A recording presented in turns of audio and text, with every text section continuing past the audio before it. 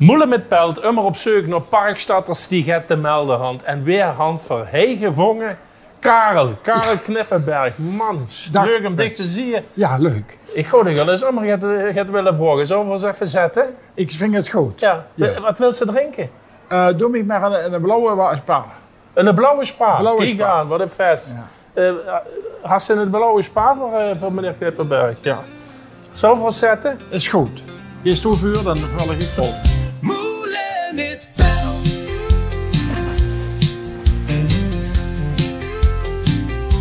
Moelen met pelt.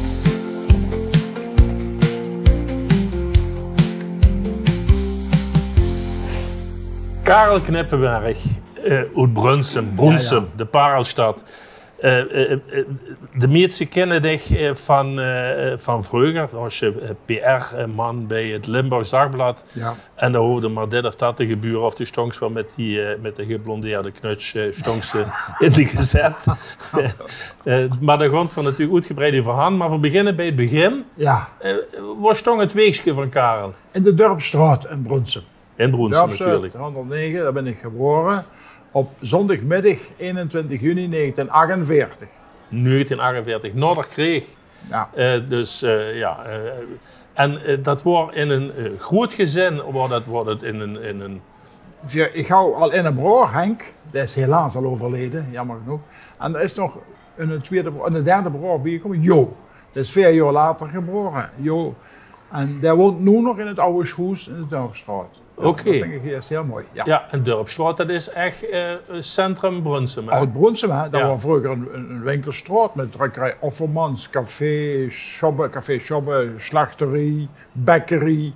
Tegenover de oude kerk, de oude Sint-Geroiuskerk. Ja. Ja, dat was een fantastisch straatje. Er waren veel boerderijen. Vrouwen toen ogen, werken, 2 werken soms. En bij ons neer wouden ze kui, peert, door tussen. Ik ben eigenlijk opgegroeid in de boerenfamilie, want ik wou meer bij Ares bij ons neven dan hem. Oké. Kreeg je grote boterhammen met zeven erop. Wow, chic. Zeg, en in dat Brunsum van toen, daar ben je opgegroeid, daar ben je naar school gegaan. Middelbare school, wie ging dat? Kan ik eigenlijk niet vergeten over. Ik heb de basisschool daar afgemaakt, de legere school, de jongensschool. Wie daar had meestal naar hou. En toen ben ik naar de MULO gegaan.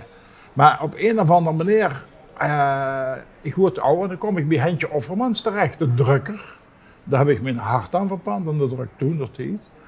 Maar ik word op school ook een beetje de enfant terrible van de klas. Aha. Er waren leraren die waren niet op mij gesteld. Niet met de Knippenberg. Ja, maar ik word er wat eraf. Oké. En ik ben ik geloof na 3 jaar ben ik uitgestapt. Maar ik ben toen vanuit de MULO ben ik gaan werken bij Starremans en Buntings in Heerlen. Om het drukkersvak te leren. Ja. Dat heb ik ook gedaan. En die drukkerij, dat had ik eigenlijk nooit meer losgelaten. Als je eenmaal de naas en druk ingeduwd had, kom je er nooit meer vanaf.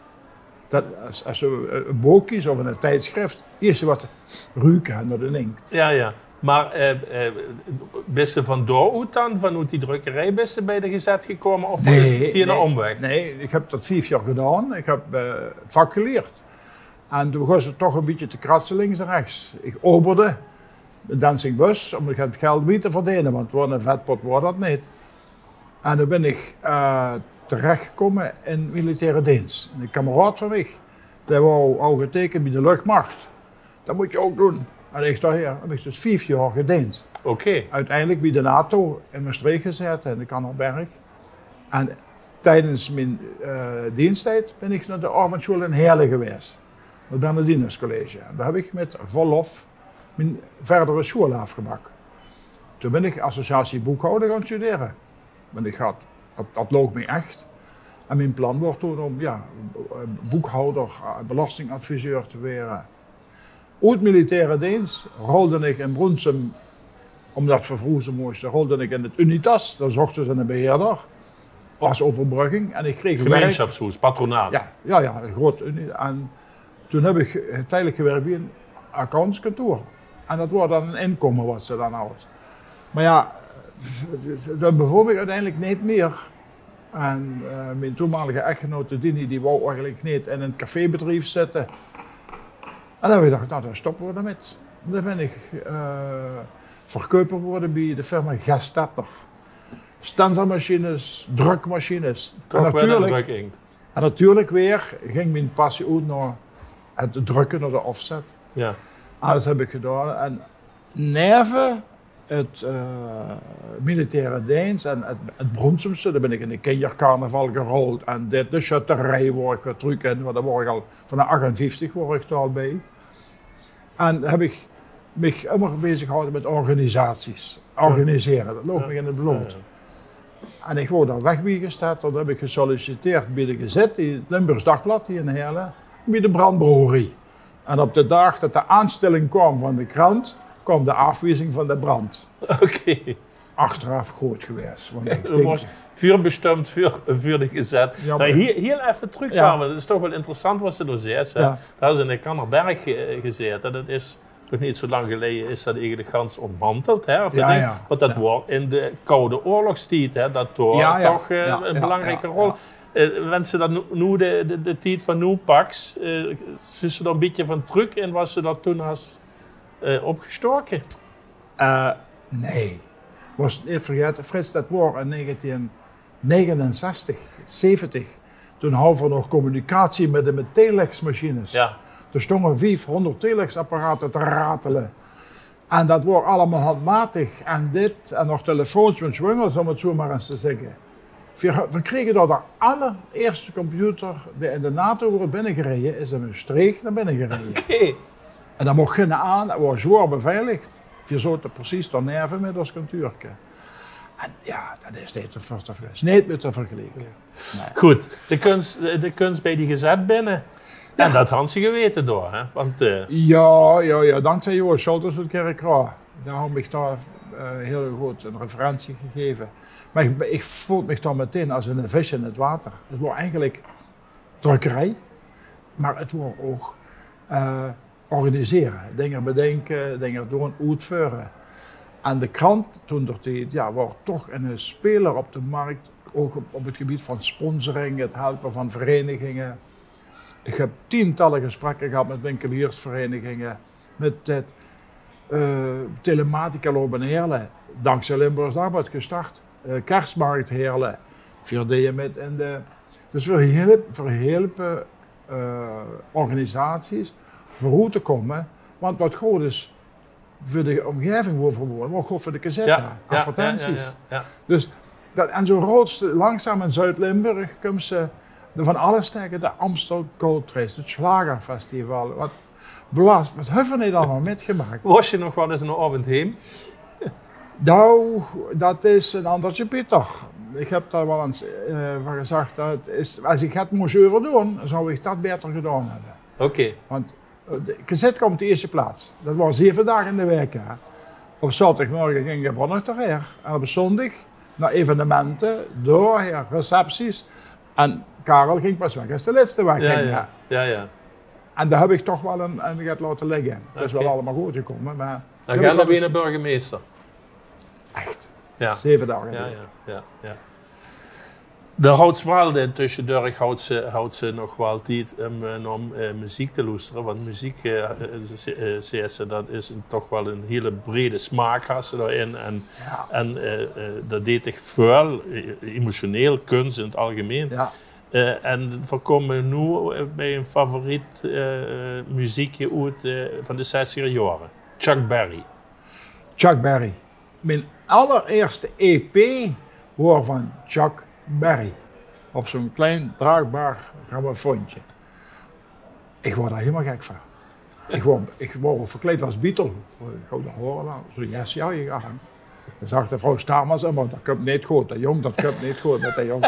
Dat was leuk. Maar dat woord, daar ben ik verleefd op woord. En daarna, op de site, heb ik eigenlijk kennis gemaakt met klassieke muziek. En de negen van de Dvorak. Met op de achterkant de Moldau van Smetana. Dat gaat nooit meer weg. En door de jaren heen, de laatste 20 jaar, ben ik op het kunstgebied, ik wil me steeds zeggen dat ik het ontwikkeld heb, maar ik ben me gaan interesseren En dan kijk ze er heel anders tegenaan. Ja. En ik raak ontroerd van bepaalde dingen, wat ik zie. En van muziek zeker. Dus Oké. bepaalde stukken ruurde op met de tranen over de wangen. Daar kan ik niks meer aan doen. Oké. Maar heerlijk. Ja. En welk nummer komt van de luisteren, Karel? Ik stel voor Roll Over Beethoven. Oké. Roll over Beethoven. Ja. Roll over Beethoven, I gotta hear it again today. You know my temperature rising, the jukebox blowing a fuse. My heart beating rhythm and my soul keep a singing the blues. I roll over Beethoven, tell Tchaikovsky the news. I got the rockin' pneumonia, I need a shot of rhythm and blues. Chique muziek, hè? Ja, door Chuck. Ja. Chuck. Karel, even terug naar de Mijnstreek, Parkstad. Du bent verknocht in Brunsum. Ik ben geboren in Brunsum en ik woon in Brunsum. Ik heb een uitstapje gemaakt naar Maastricht. En gedurende mijn militaire dienst heb ik 4,5 jaar in Maastricht gewoond. Maar ja, Brunsum is een geweldige stad om te wonen. Parel van de Mijnstreek. En het is nog steeds een parel. Ik geloof het echt. Ja. En je bent al 200 jaar lid van de schutterij. 58 ben ik begonnen met trommelen. Militaire dienst rood geweest. En die jaren tellen ze niet met daar. Maar dus tel me rood. En ben ik dus al dik 67 jaar erbij. Ja, en in een bepalende rol. Hè. Daar had Ja, je natuurlijk ja. ook menig vuurtje opgestookt. Ik ben Van, begonnen als trommelaar. Ik ben heb geweerdager geweest, penningmeester geweest, secretaris heel even. En ongeveer 40 jaar vuurzitter. Met op en af. Ik ben ook wel eens weg geweest. En met op en af. Dus 40 jaar. ja. Het shirt bloot, dat Ja. stroomt nog helemaal. Het marcheren gaat het weniger zetten. Dat gaat niet meer. Nee, Dat gaat niet meer. Heel jammer. oké. Hey, en dan ben je een paar jaar geleden eigenlijk pas in de heemkundevereniging ingerold.